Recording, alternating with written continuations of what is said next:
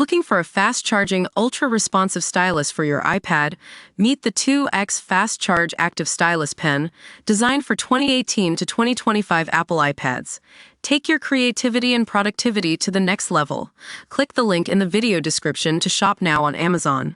Microsoft has taken a major stance against its involvement in the Israeli military's mass surveillance operations, cutting off some of their access to cloud computing and AI services.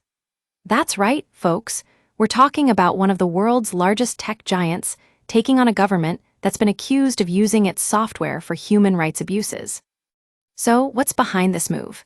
It all started with an investigation by The Guardian newspaper, Plus 972 magazine, and Hebrew-language outlet Local Call.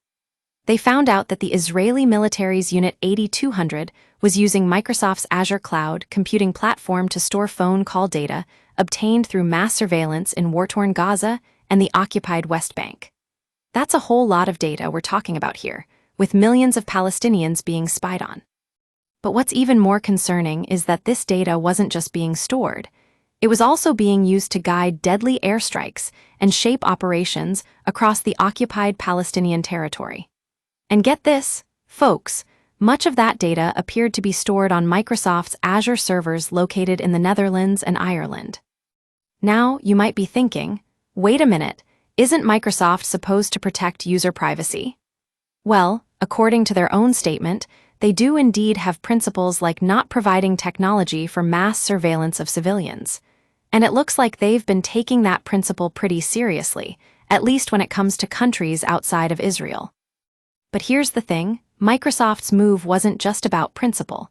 It was also about making sure they weren't violating their own terms of service. According to their vice chair and president, Brad Smith, the Israeli military's actions violated our terms of service in two key areas: not providing technology for mass surveillance of civilians and respecting user privacy. So, what does this mean for Microsoft? Well, they've canceled some services for the Israeli Ministry of Defense, including specific cloud storage and AI services. And while some critics are saying it's a victory for human rights advocates, others are pointing out that the vast majority of Microsoft's contract with the Israeli military remains intact. It's worth noting that this move comes on the heels of other criticisms from Microsoft employees who spoke out against the company's involvement in the Gaza war. One employee even got arrested during protests. So, it seems like there's a growing divide within Microsoft itself about its role in supporting surveillance states. Anyway, that's where we are today, folks.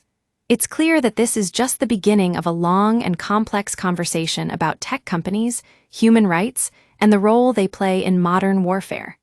And at Drivo, we'll be keeping a close eye on this story to see how it all unfolds.